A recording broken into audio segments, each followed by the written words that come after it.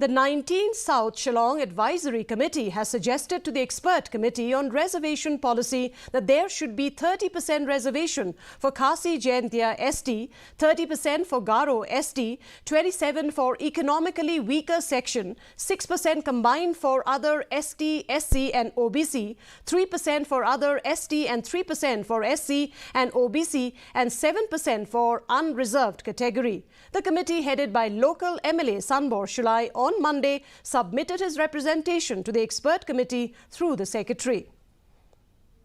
And the subject of this suggestion and recommendation on behalf of the 19th South Shillong Advisory Committee to improvise the Meghalaya State Reservation Policy 1972. The main highlights of recommendation and suggestion is that the above reservation is being done keeping in mind the population census of 2011 tribal make up to 86.15% of Meghalaya population. 30% we have suggested to reserve for Khasi Jaintia, reserve for Garo, 30%, and 27% to reserve for economically weaker section, 6% combined to other Shul tribe, Tulkas and OBC, out of which 3% for other Shul tribe and 3% for Shulkas and OBC, 7% on reserve for general.